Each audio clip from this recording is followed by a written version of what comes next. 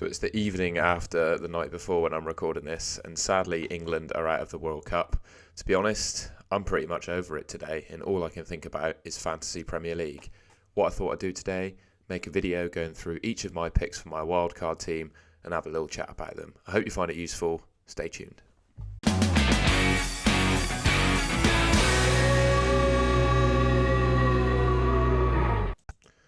Okay, first up, and he appeared in my goalkeepers video that I released earlier in the week. You can go back through the channel and have a look at that one. But it's Kepa. I think he's fantastic value at 4.5 million. I think any Chelsea goalkeeper for 4.5 million that's pretty much guaranteed to start is a really good pick. The only thing we've got to monitor is his fitness status. I believe Chelsea are playing a pre-season restart friendly against Villa, and Kepa unfortunately isn't in the team. But I do think he's still got a couple of weeks to get himself fit and back into that Chelsea starting 11. And I do see him as Potter's first choice goalkeeper over Mendy now. We've got a double game week in 19. I think other than the Man City and Liverpool games, but again, he's averaging 4 saves a game, so I still think he can score well in those fixtures. But yeah, I think that's a really nice fixture run. He's got a double in 19. I think he's just great value at 4.5. So he is my first choice goalkeeper.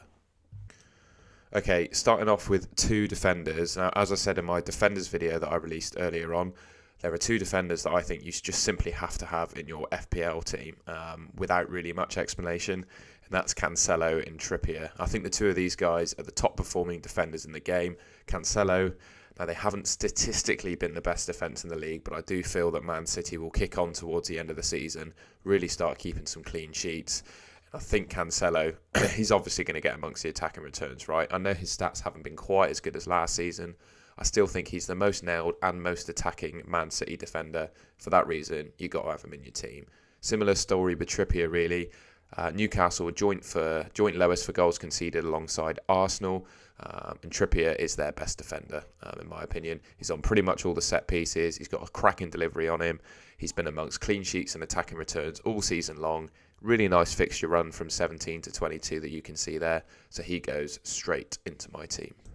Next up is the man that unfortunately missed the World Cup for England, and that's Reece James. Similar story to Kepa, obviously, with the fixtures and indeed his fitness. He hasn't played today in the friendly against Villa, but I do think he could well be back for game week 17. One to monitor for sure, but he's in my team for now, and I'll just monitor his status. But yeah, similar story to Kepa, really. He's got fantastic fixtures, in my opinion. A double game week mixed in there. And his stats this season have been pretty ludicrous when he's been playing. He's got 0.33 expected attacking returns per 90. So that means every 3 games that he plays, he's expected to get either a goal or an assist. And similar to Kepa, we're just going to have to monitor his fitness, really. Stay on Twitter, check out what Potter's saying in his press conferences, get a feeling as to whether he's going to start in 17. If he doesn't, obviously there are other options, and I go through those on my Defenders episode, but I think he's going to play. And if he doesn't, you can hold on until 19 when he's got that nice double game week, and then you can bring him in for his decent run beyond then. But Reece James at the moment, he sits firmly in my wildcard team. Now next up, bit of a rogue one this, but I've gone for Sven Botman. I think, like I said with Trippier, Newcastle are joint lowest goals conceded with Arsenal. And comparing him to any other Newcastle defender, he's by far the cheapest one that starts. He's cheaper than any Arsenal defender at 4.4 million. And yeah, I just think he's a pretty good option. One thing to say with him, really, although he's a pretty big dude, he doesn't really get amongst the attacking returns. So really what you're going to get from Botman is purely clean sheets. But again, comparing him to someone like Ben White, for example, statistically, defensively, they're pretty much the same. Ben White might have a couple of assists over Botman, but I really don't think there's too much in it. So I've gone for the cheaper option. And maybe at the start of the season, people might have been concerned with Botman's minutes. But a bit of analysis shows that he started his last 8 Premier League fixtures. So I think he's a really good option for your team. And he's certainly in my wildcard draft for the time being. And then my final pick is Patterson. Not a great deal really to say about him. He's my best pick of the 4.0 defenders. I think he's better than Nico Williams. Everton have conceded half the goals that Nottingham Forest has, so that alone just makes me think he's probably a better pick than Nico Williams. I definitely think he's their first choice right back, whereas Nico Williams is the alternative at 4.0, right? Nico Williams isn't even guaranteed to start for Forest anymore. He's been benched a number of times for Serge Aurier. So I do think Patterson is by far the best 4.0 defender. And I simply think just the way the game's structured, if you don't really pick a 4.0 defender, I think you're missing out. And yeah, I think a 4.0 defender is essential in this wildcard stage. And I think Patterson is the man for me. Okay, moving on to midfielders. I've gone for Mo Salah as my first pick. He's got a great fixture run. He's obviously had that big rest during the World Cup, so I expect him to come out with a bang and start scoring properly and become the Mo Salah that we all know and love. Speaking of that, he's not been too bad this season. He's got 0.66 expected returns per 90, which is on a level with Kevin De Bruyne. The distinguishing factor for me is that he gets more amongst the goals than De Bruyne does, whereas De Bruyne's expected returns are more weighted towards assists. And obviously goals in FPL are more points bearing than assists, and I just feel like Salah's more nailed to play the 90 as well, and he's on penalties. One thing to note with Liverpool is they've not had a penalty yet all season, when either I don't think they've had one entirely or they've not had one when Salah's on the pitch, but Salah's not taken a penalty yet, so I do expect that to change going forward, and yeah, definitely expect him to get amongst the points. Don't think I'll be captaining him in game week 17, but I'll be very happy to have him in my team because I still think 12.8 million for the points that Mo Salah can provide you is definitely worth it. So Mo Salah in my wildcard team. No real surprise with my second pick either. I've gone for Miguel Almiron, another player that's had a rest during the World Cup. I spoke about Botman and Trippier earlier. I think they got a really nice fixture run. Almiron is now the highest scoring midfielder in FPL and he's only 5.8 million. I don't really need to say any more than that, I don't think. I think you'd be a brave person to go without Almiron in your draft. I just think he offers so much upside for such a low value and you simply have to have him, in my opinion. Okay, Gabriel Martinelli is up next. I said in my wildcard midfielders video that I actually think Odegaard is a slightly better option than Martinelli. But I just got so much value tied up in him. I've had him since the start of the season, so selling him would lose me, nearly $500,000. And I just don't think I can justify that. I think he's got great fixtures. You can't see it on the grid there, but he's got a double in 23. One thing to note, I don't know exactly Emil Smith-Rowe's fitness status. I think he's either returning or going to return very soon. The reason Martinelli's played so many games is because he's had zero competition. I still expect him to be first choice on the left for Arsenal, but with Emil Smith-Rowe coming back, he does provide some additional competition. He's basically returned in half the Premier League games that he's played as Martinelli, and you can see his stats there. I still think he's a great option. He's just looked really bright, really lively. He didn't get too many minutes at the World Cup either, so you hope he's not too tired. I really like him. I'm very happy to keep him in my team. There we are. Next up is who, in my opinion, was England's best player last night against France, and that's Bukayo Saka. Obviously plays for the same team as Martinelli, but I feel Saka's a bit more of that talismanic figure. Similar story, obviously, with fixtures to Martinelli. He's got a decent run there, and then he's got a double in 23. He's absolutely nailed to start for Arsenal, in my opinion, unless he's ridiculously fatigued or injured. I think given that there's 2 weeks until the season restarts as well, I think he's going to play that Boxing Day fixture. Yeah, and he's on penalties as well, so I don't really think you can look past Saka really. And those stats per 90 are really, really good, nearly on a par with the likes of Salah and De Bruyne are at 0.57 expected returns per 90.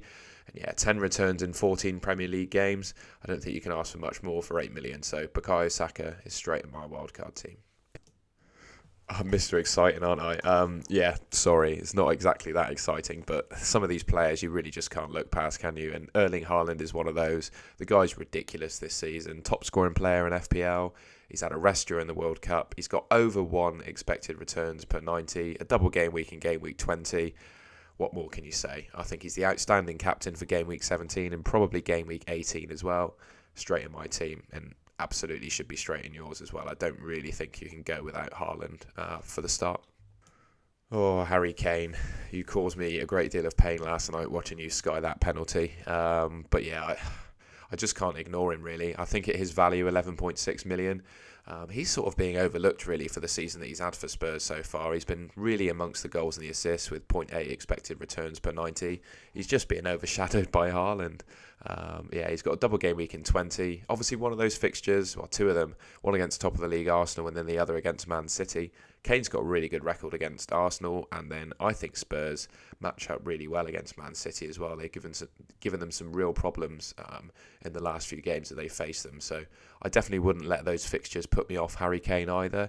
And yeah, I just think he's a great option. On penalties, absolutely nailed. And yeah, I just think he's a bit unfortunate that Haaland's playing so well, because I think he'd probably be one of the star performers of the series already, but he'd be the number one player in the league this season, I think, if it wasn't for Haaland. And here is my finished team, courtesy of my friends at DraftHound. I've used their assistant manager feature on their website to build this team. The assistant manager actually also helps you to understand the most optimal transfers to make in your FPL team for each game week, based on expected points. So it will highlight a player with lower expected points, recommend a player with much higher, and tell you to make that transfer. And what it will do is actually recommend your top transfer to make in the game week based on expected points. So the highest point yielding transfer you can make, the algorithms of DraftHound will recommend to you a transfer to make through the assistant manager. I've used it a couple of times to great effect. Unfortunately, one of the times the transfer didn't actually go through, back a couple of game weeks ago, I tried to bring in Callum Wilson for his 2-goal and 2-assist game upon the recommendation of DraftHound, and the game froze on me. So I fully backed the system of DraftHound to work. It was just unfortunate that it didn't go through. But anyway, here's my team. Expected to get 61 points in game week 17. Kepa in goal, Reece James both amber flagged. I think we knew that already. Like I said, I think the two of them are to be monitored, and it might change going into the actual game week as to whether I start with them. The rest of the team is, as I said, with a couple of bench options I didn't mention, being Danny Ward, his cheapest starting goalkeeper, and he's got some really decent points in his last few game weeks of Premier League football. So yeah, I back him to do well again. And yeah, just the fact that he's the cheapest starting goalkeeper, I think he's a perfectly decent bench option. Similar with Andreas Pereira, I think he remains the best of the 4.5 and below midfielders, and he's got that double game week in 19 that I will be starting him for. So absolutely think he's a great option. And Sam Greenwood from Leeds, again, similarly, really, he's the best option of those cheapy strikers. He's pretty much guaranteed to get at least some minutes in the next few weeks.